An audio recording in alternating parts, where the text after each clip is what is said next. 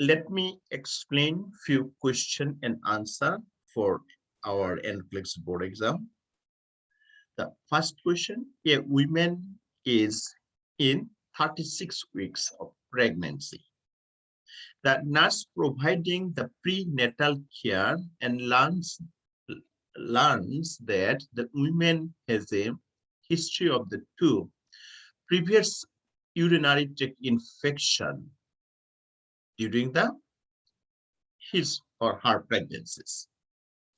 A deep sticks urinalysis in the office today is negative for leukocyte esterase and nitrate.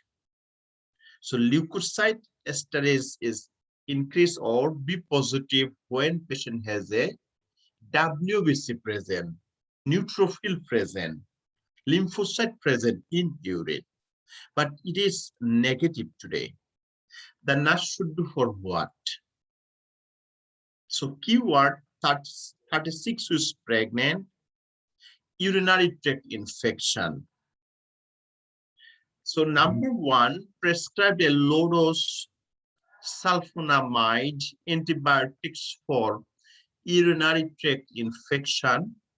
Number two, ordered the nitrofurantoin daily to minimize the patient risks of urinary tract infection. Number three, C, encourage the patient to increase daily water intake and to wear only cotton underwear. Also, number D, order avoiding a cystourethrogram to rule out any structural anomalies that may cause urinary tract infection. The correct answer is number C, means encouraging the patient increase the daily intake of water and wear the cotton underwear. Why number C is the answer? The reason being, we always try to give non-pharmacological management. If non-pharmacological management is not okay, we have to switch to pharmacological management. Also, examiner told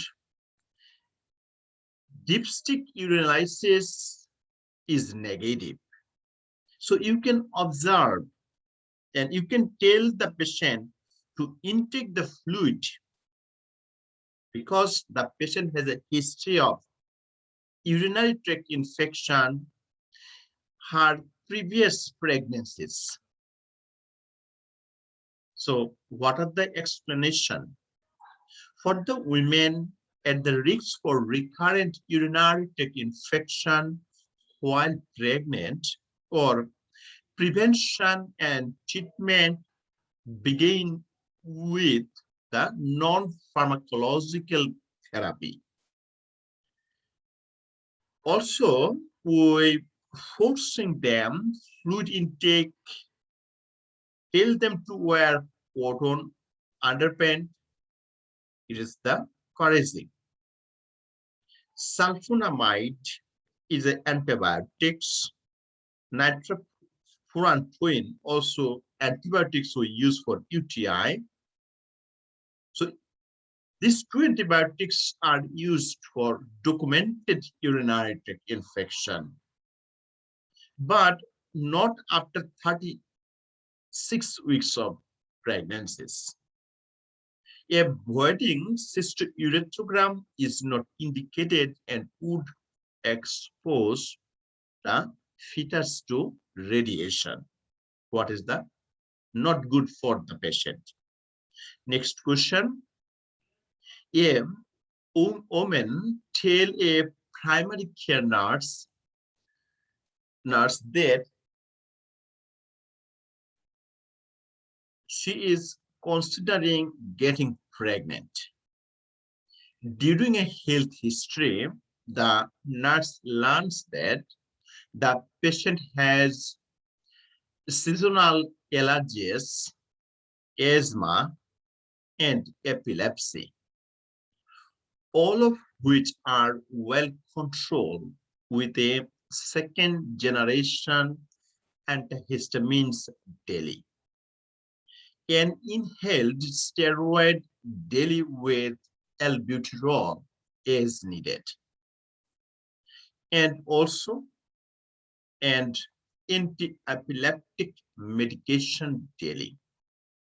The nurse should counseling this patient to, number one, take her asthma medication only when she having an acute exacerbation. But two, avoid using antihistamine medication during the first trimester of pregnancy. Number C, discourage her seizure medication at least 6 months before becoming pregnant. Number D, use only oral corticosteroid and not inhaled steroid while pregnant for improved asthma controls.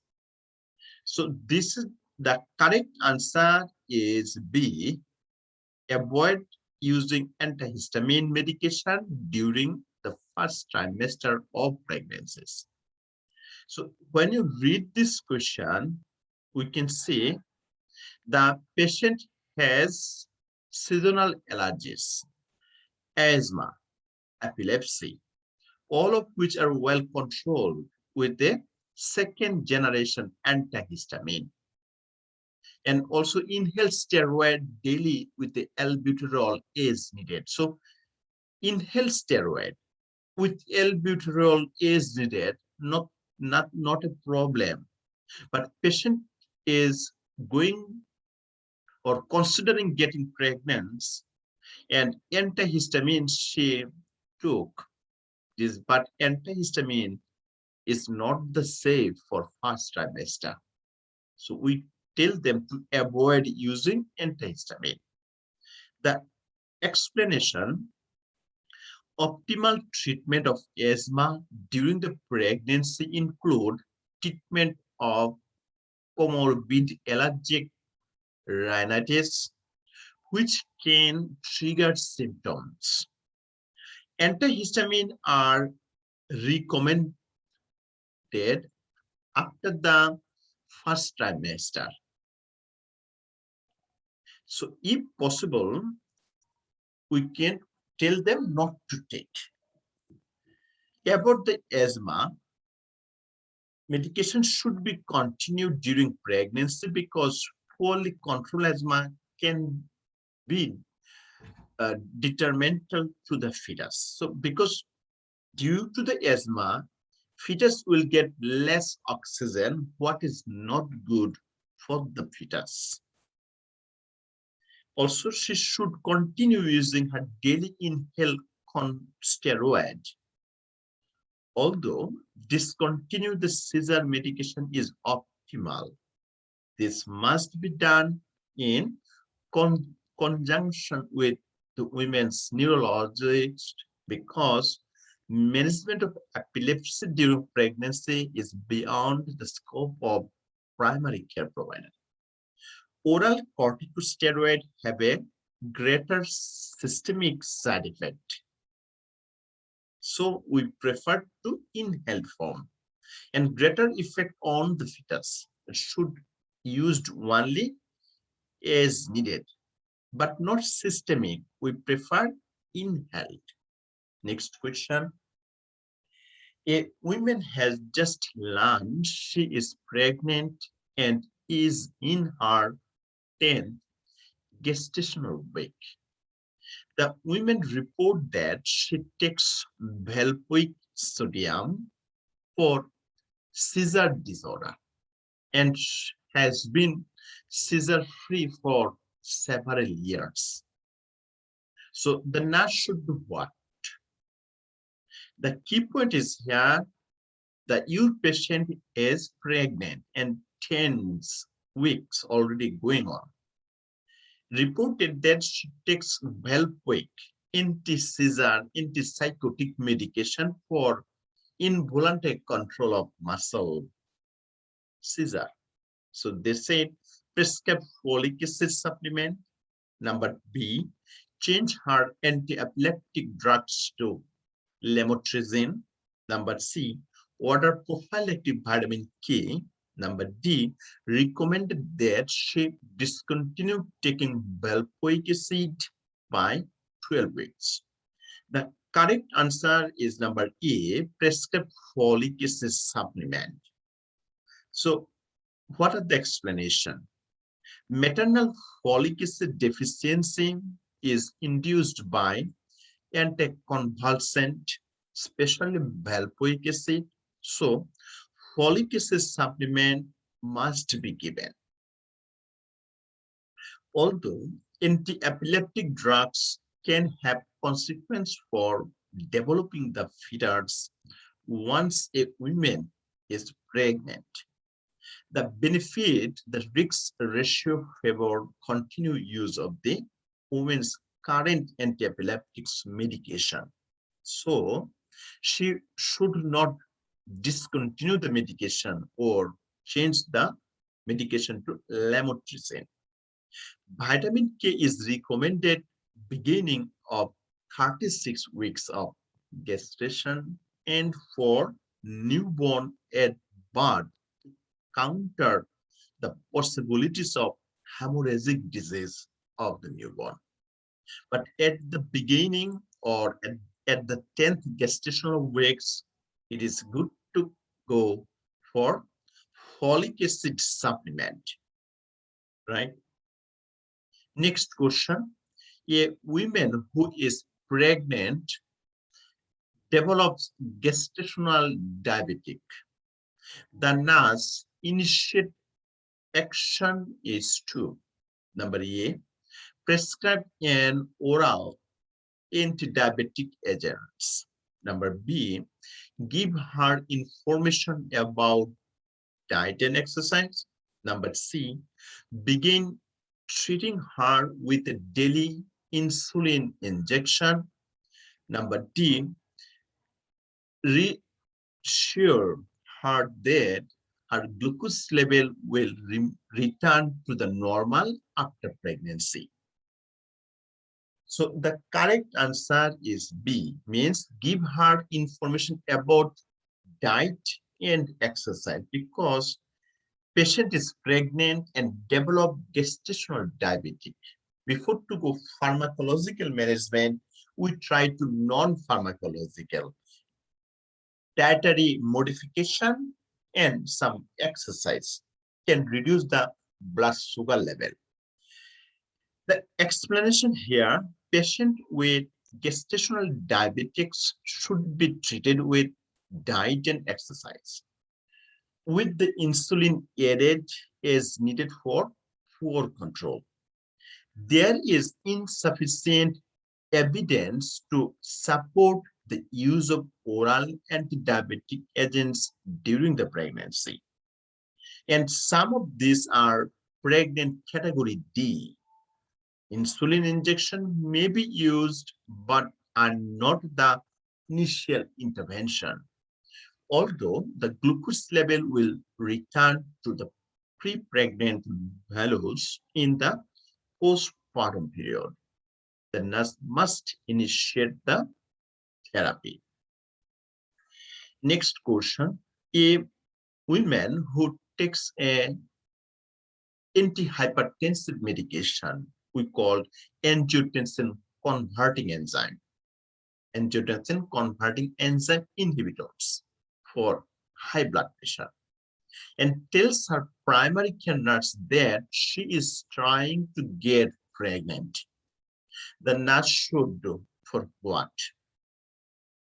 So examiner wrote, your patient is hypertensive and your patient is pregnant, and she took angiotensin converting enzyme inhibitor. Number A, consider replacing her angiotensin converting enzyme inhibitor with methyl dopa. Number B, lower her angiotensin converting enzyme inhibitor dose during the first trimester. Number C, counsel her to increase her antihypertensive medication during pregnancy. Number D, add an angiotensin receptor blocker during the first trimester of her pregnancy. Number answer is A, because consider replacing her angiotensin converting enzyme inhibitor to methyl dopa. This is the best answer because we have to know, the student must know before to sit for NCLEX licensing exam, angiotensin converting enzyme inhibitor or ARB means angiotensin receptor blockers, and lipid lowering agents like statin are contraindicated during the first trimester of pregnancy and should be discontinued before conception and replaced by safer alternatives such as methyl dopa. And methyl dopa is drug of choice. Methyl dopa is safer. The use of antihypertensive during pregnancy remains controversial, including dose is not indicated. A woman who is, next question, a woman who is pregnant and tell a nurse that she has been taking psychotic medication, sertraline, for depression, and she took sertraline for several years, but now worried about the effect of the drugs on her fetus. The nurse will consult with this patient psychiatrist and will recommend it that she, number A, stop taking sertraline now. Number B, continue taking the antidepressant. Number C, change to a monoamine oxide inhibitor. Number D, continue the sertraline a week before delivery. The best answer is continue taking antidepressant, means continue sertraline. Why? The explanation, many women are taking medication for depression before becoming pregnant. Suddenly discontinue is not recommended, and many clinicals or clinicians suggest that women at the high risk for serious depression during the pregnancy, and they might best be served for continue the medication throughout the pregnancy. Monoamine oxide inhibitor may limit the fetal growth and are generally discontinued during the pregnancy. So change to monoamine oxide inhibitor is not an answer. And it is not necessary to discontinue the sertraline just before the delivery. Next question. A woman is 4 weeks pregnant. The primary care nurse sees her for the first prenatal visit and obtain a rubella titer. And rubella titer is negative. The women tell the nurse that she drinks 2 cups of coffee and also smokes 3 to 5 cigarettes each day. And she denies alcohol use.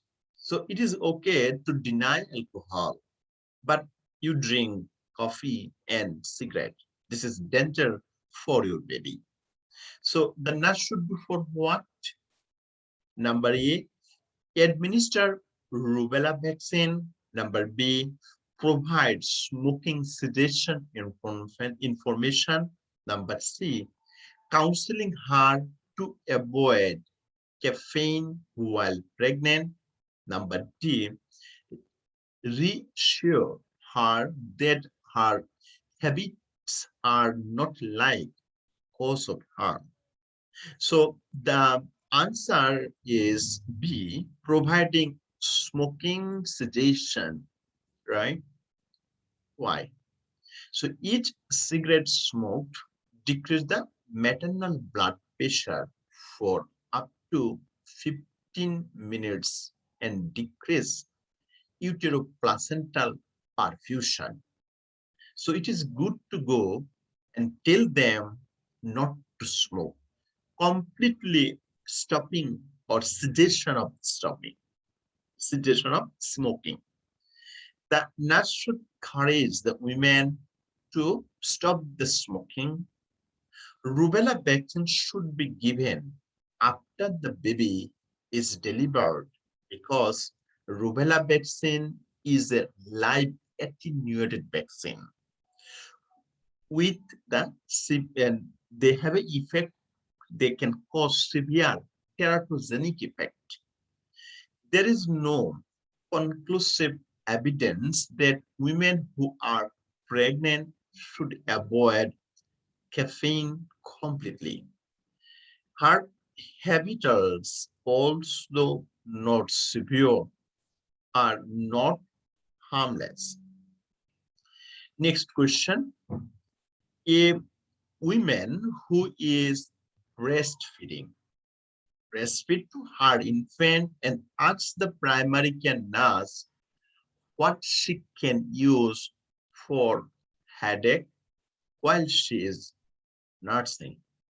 The nurse tell her what? Number one, most medication enter the breast milk and are not safe. Number B, most over-the-counter medication are safe for the breastfeeding infant. Number C, mother may need to interrupt breastfeed while taking the headache medication. Number D, mother should consider weaning her infant to formula if her headache are frequent. The answer is B, means most of the over-the-counter medication are safe for breastfeed mother, or it is safe for the infant. So explanation, they said most over-the-counter medication are considered safe for the breastfeed infant and do not necessarily disrupt of breastfeeding, even though most medication cross easily into the breast milk. Any interruption of breastfeed carries a risk of premature weaning and so is indicated only when the mother must take medication known to cause a serious harm to the baby. And it is not recommended that she when her infant to formula when she needs medication for her headache. Next question. A patient asks a primary care nurse about using over-the-counter medication to treat an upper respiratory tract infection with the symptom of cough, fever, and nasal congestion. The nurse should do? A, recommended a cough preparation that also contain acetaminophen. Number B, suggest using a single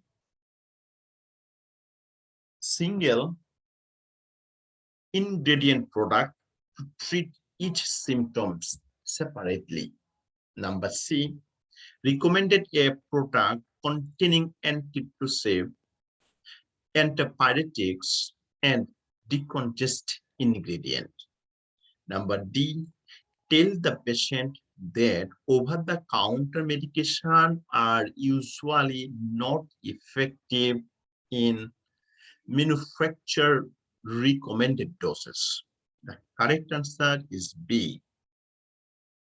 Suggest using single ingredient product to treat each symptom separately. The explanation, a basic principle guiding over-the-counter use is to look at specific symptoms and treat each separately, because some products contain therapeutic doses of one ingredient and sub-therapeutic dose of others. Cough preparation containing acetaminophen often do not contain therapeutic doses, and the patient often overdose when they supplement with acetaminophen. Over-the-counter medication are effective at recommended doses. Patient should follow dosing the recommendation on the package. Next question. A patient asks the primary care nurse whether over-the-counter drugs are safer than prescription drugs. The nurse should explain that over-the-counter drugs are, number A, generally safe when label information is understood and followed. Number B, safer because over-the-counter doses are lower than prescription dose of the same drugs. Number C, less safe because they are not well regulated by the FDA, Food and Drug Administration. Number D, not extremely tested. So claim made by manufacturers cannot be substantiated. The correct answer is A, means generally safe when label information is understood and we followed. The explanation said over-the-counter products have a wider margin of safety because most of these drugs have undergo rigorous testing before marketing and further re-instruction through years or over-the-counter use by consumers. When labels are understood and we followed, over-the-counter medication are safe. Over-the-counter medication are regulated by FDA. Next question. If parents call a clinic for advice about giving an over-the-counter medication to a 6-year-old child, the parents tell the nurse that the medication label does not give instruction about how much to give a child. The nurse should say, number A, order a prescription antitussive medication for the child. Number B, ask the parents to identify all of the ingredients listed on medication label. Number C, calculate the dose for active ingredient in over-the-counter preparation. Number D, tell the parents to appropriate the dose at about 1/3 to 1/2 the dose, adult dose. The correct answer is B. Ask the parents to identify all of the ingredients listed on the medication label. So why answer B is correct? The explanation said, over-the-counter cough medication often contain dextromethorphan, which can be toxic to the young children because dextromethorphan causes respiratory center depression. And it is important to identify ingredient of an over-the-counter medication before using, or if it is safe for the children. A prescription antitussive is probably not warranted until cough is evaluated to determine the cause. Until the ingredients are known, it is not safe to approximate the child's dose based on only the active ingredient. Next question. A primary care nurse recommended an over-the-counter medication for a patient who has a acid reflux. When teaching the parents about this drug, the nurse should tell the parents, number A, to take the dose recommended by manufacturers. Number B, not to worry about taking this drug with any other medication. Number C, to avoid taking other drugs that cause sedation while taking this drug. Number D, that over-the-counter acid reflux medication are generally safe to take with other medication. So my patient taking the medication for acid reflux. So correct answer is A, to take the dose recommended by manufacturers. Explanation said, because the patient often increase over-the-counter drug doses themselves, it is important to re-educate or reinforce the need to follow the manufacturer's recommendation for dosing. As with any drugs, interaction may occur with other medications. Antacids do not cause sedation, or no patients need not to caution to avoid other sedation medications. Next question. A primary care nurse is performing a pre-visit health history on a new patient. The patient report taking the vitamin every day. The nurse should do for what? So your patient is getting prepared to visit the clinic, and patients say, I took vitamin every day. Number one, ask the patient to bring all vitamin bottle to the clinic. Number B, recommended natural vitamin product over the systemic vitamin product, synthetic vitamin product. Number C, reassure patients that vitamins that are high in folic acid and are safe to take. Number D, tell the patient that some vitamins, such as vitamin C, are safe in a large doses. What are the best response?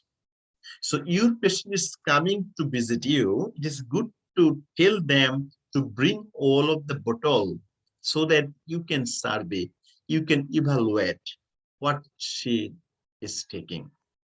So explanation, it is important to determine accurately what the patient is taking. So asking the patient to bring vitamin bottle to the clinic during the appointment. And there is no evidence that natural products are better than synthetic products. High doses of folic acid may marks the sign of vitamin B12 deficiency. And vitamin B12 deficiency lead to pernicious anemia. And vitamin C is in high doses can cause dependency. So good is good, but too much good is worse. Next question, a patient report taking antioxidant supplement to help prevent the cancer. The primary care nurse should say, number A, review health dietary practice with the patient. Number B, make sure that supplement contain large doses of vitamin E. Number C, tell the patient that antioxidants are especially important for patients who smoke. Number D, tell the patient that evidence shows antioxidants to be effective in preventing the cancer. Correct answer is A, means review the health dietary practice with this patient and your patient taking antioxidant supplement, right? Answer A, because epidemiological evidence indicates that people who eat fruits and vegetables have decreased the risk of cancer. Although retrospective studies have suggested a major benefit from antioxidant, no intervention studies have determined conclusively that antioxidants prevent the cancer. Large dose of vitamin E can produce a yellow hue to the skin. Antioxidants can be beneficial, but in certain populations, such as the smokers, they may be harmful. Next question. A patient who has an upper respiratory infection and report using over-the-counter cold preparation. The primary care nurse should counsel this patient to use caution when taking additional over-the-counter medication, such as antipyretics, B, calcium supplement, D, acid reflux medication, and D, antioxidant. So your patient has a upper respiratory tract infection using over-the-counter cold preparation. The correct answer is cold preparation often contain antipyretics such as acetaminophen or aspirin. The patient should be cautioned about taking the additional antibiotics to avoid the overdose. Next question here. A patient with chronic back pain that is unrelieved by prescription analgesics medication and asks a primary care nurse about acupuncture treatment. The nurse should tell this patient about what? Number A, biofield therapy has been shown to be more effective than acupuncture. Number B, creatine has been shown to be an effective herbal choice to treat back pain. Number C, there is no valid research documenting the efficacy of this treatment for the pain. Number D, most studies that show benefit of alternative therapies are based on observations. So the correct answer is number D, means most studies that show the benefit of alternative therapy are based on observation. So if you have a good knowledge about the alternative medication and if it is not contraindicated for to you, you can use it. The explanation said, current literature does not allow definitive conclusions to be drawn regarding the use of complementary and alternative medicine. We call CAM, because much of what happened in the literature continued to be based on observational studies or observational report and small studies. Biofield therapy has not been shown to be more effective than acupuncture, and creatinine is used to increase the muscle mass. So correct answer is most study that shown benefit of alternative therapy are based on observational studies. Next question.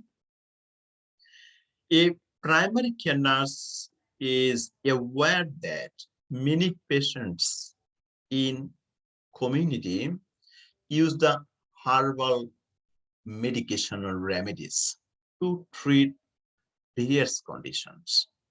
The nurse understands the importance of number A, learning about the action, uses, doses, and toxicity of these agents.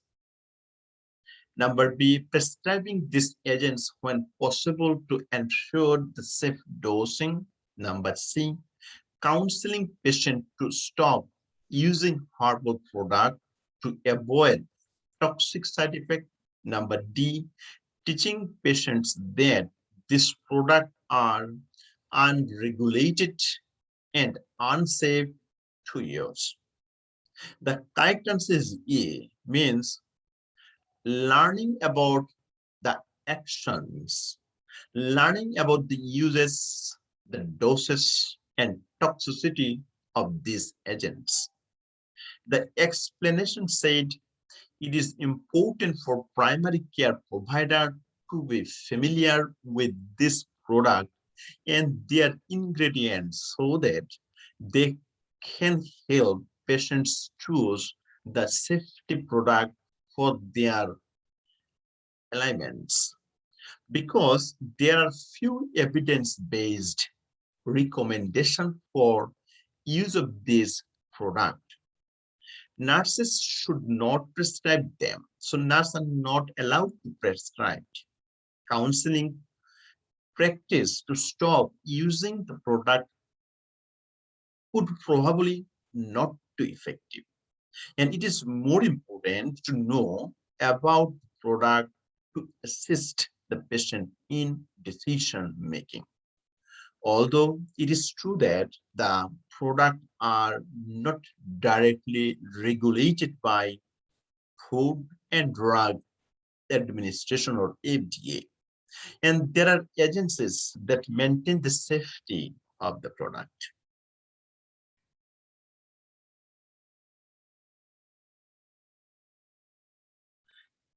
The question here, a patient has been using an herbal supplement for 2 years that the primary care nurse knows may have a toxic side effect.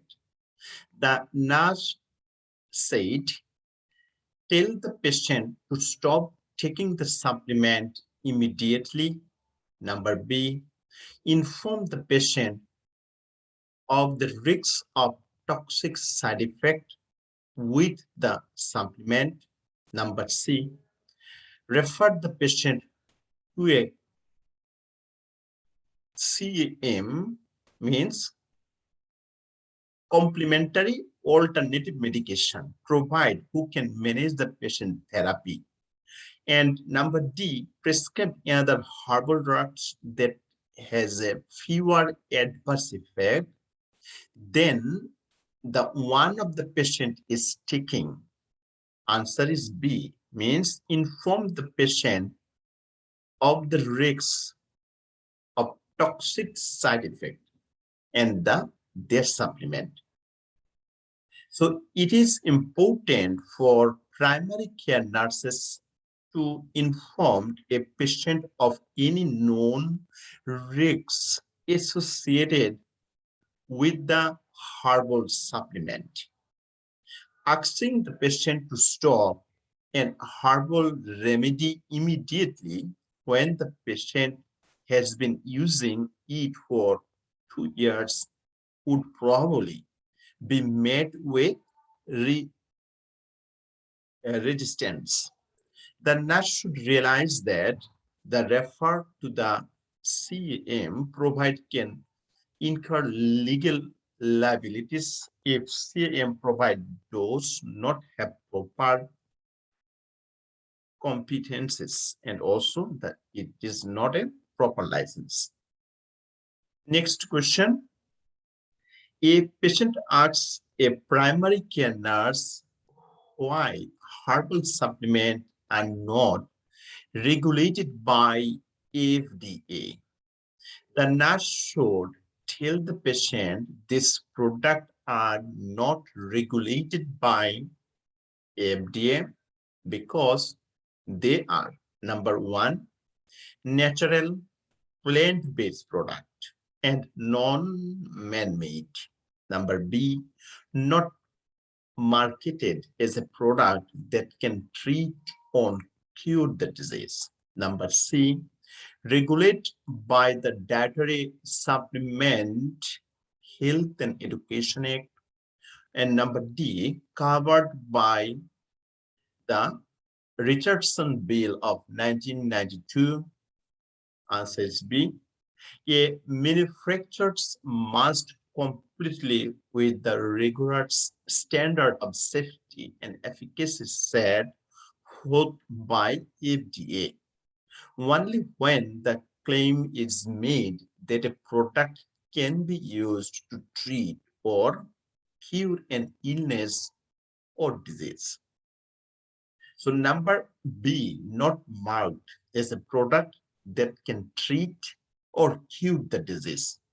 It is true about the herbal supplement. Next question. A patient is diagnosed with lupus and report occasional use of herbal supplement. The primary care nurse should caution this patient to avoid ginseng, echinacea, ginkgo biloba, and St. John's wort. So your patient have a lupus, systemic lupus erythematosus. It is good to tell them to avoid echinacea. Number B is correct. Why? Patient with lupus who take echinacea may experience an increase in the symptom, even if the patient is taking the immunosuppressant. Next question, a patient who takes warfarin and experience excessive bleeding. When patient blood serum check, we found blood level are normal. Warfarin level is normal. The primary care nurse should question this patient should use of. When question come, if patient take Febaview, echinacea, green tea, or ginkgo biloba, answers the ginkgo biloba. So what blood thinner like warfarin or coumadin with the herbal product like ginkgo biloba not together. So ginkgo biloba decrease the blood viscosity and can increase the effect of warfarin. So bleeding tendency occur. Excessive bleeding, key point here. Feverfew or echinacea, green tea do not have any effect like this. Next question. A patient develop hepatotoxicity from chronic acetaminophen use. The primary care nurse may recommended what? Milk thistle or chondroitin, coenzyme Q, or glucosamine. Answer is A, because the milk thistle has been shown to protect the liver after exposed to hepatotoxic such as acetaminophen, ethanol, or halothane. The other supplement listed do not have any effect like this.